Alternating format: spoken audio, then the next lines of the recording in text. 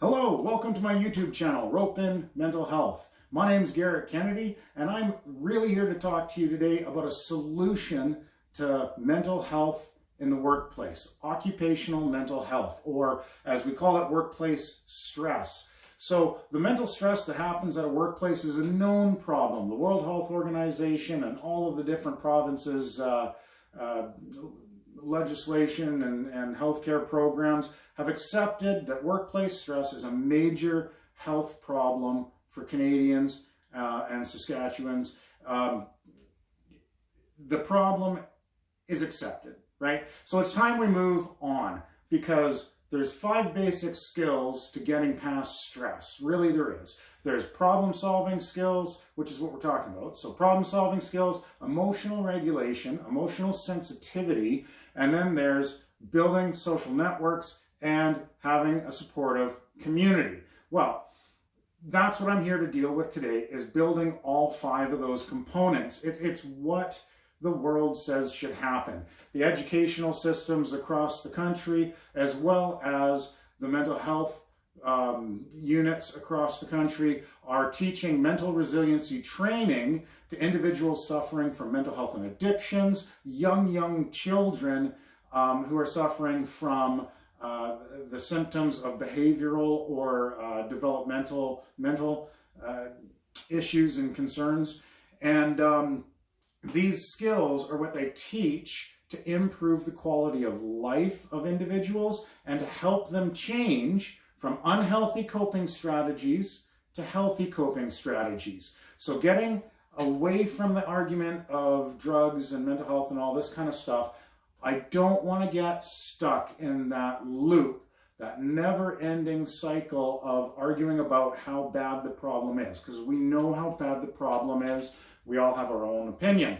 My solution is that we start actually teaching mental resiliency training in the workforce. It's easier than it sounds. Most people, when I tell them this, they look at me and they say, but Garrett, we don't have a team of educators and psychologists.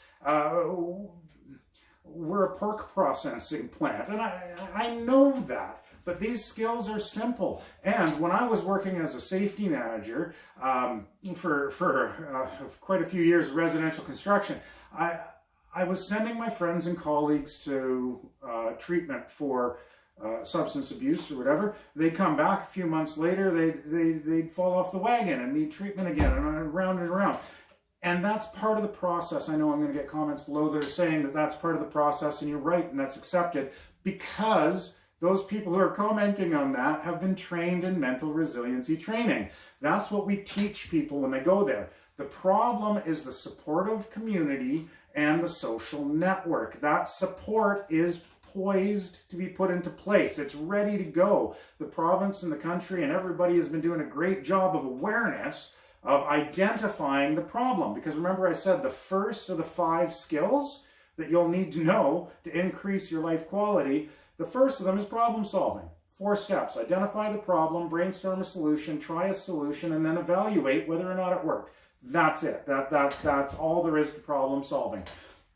There's many different courses out there that help you get to that, but what they're trying to teach you as well is emotional regulation and communication, and the kind of things that are actually involved with mental resiliency, social skills. How do you interact with someone else without hurting their emotional well-being? Now you move into the world of occupational health and safety. And if you look through the legislation, it is owned by the workers and the employers.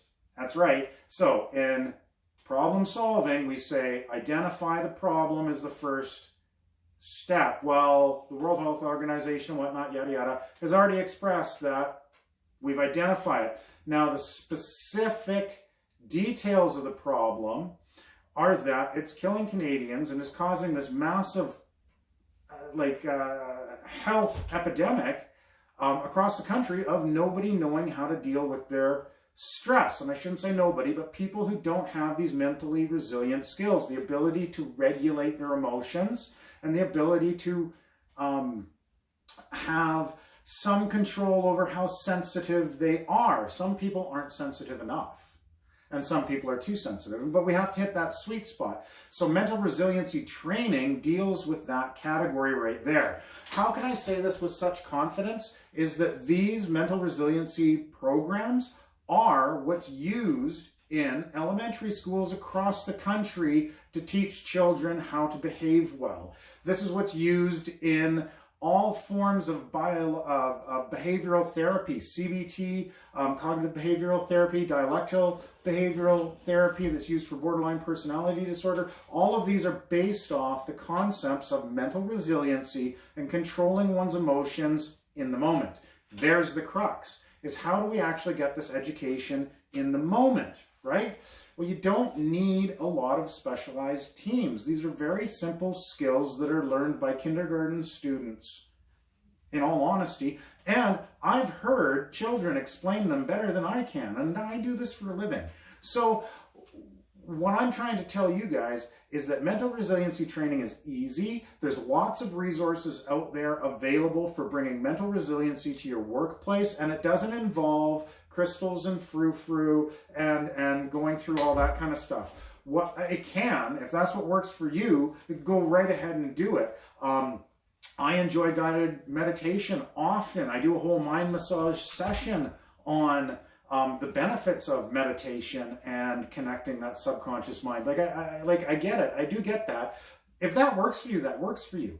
But what I do is I advise, train, and support individuals and workplaces into easily getting these skills into the hands of the people that need them, so that when the person is treated poorly by somebody suffering from dementia, maybe they got hit even, that's not okay. These mental resiliency skills not only will teach that worker to remain calm underneath that situation, but they will in turn be able to teach this to that client or to their coworkers they see struggling. These skills are so simple. What I am suggesting is if we teach a key group of people in your workplace mental resiliency training skills, which is very easy to do, very cost effective, use any program you want. You don't have to go through me, go through anybody, but increase mental resiliency training. Those key individuals in your workplace will teach it to other people, and the natural leaders and the natural educators of your workforce will become the support network that's essential for a higher quality of living and coping with mental stress. So I think it's time we put action to the plan and then give it a year or so and evaluate whether or not the stats change, because that's the bar we've already set, is we're believing the World Health Organization and the information posted on your province's websites. The province themselves will have stats on mental health and how much that's impacted WCB claims and such in your province. Check that out. It's kind of interesting reading. And what we can do here is decrease, let me talk to the safety guys out there. If you're looking at a mental health hazard of workplace stress, mental resiliency training is an administrative level, immediate level, and even can be considered a reduction of consequence, or PPE level, system of controlling the hazard of mental health in terms of likeliness, exposure, and consequence. Give me a call, let you know how. Anyway, thank you guys very much for listening. Give me a like and a share. I really want to move forward with this conversation about mental resiliency training in the workforce. I really want to push forward that we can create a resilient, observant, positive environment. Get it? R.O.P.E.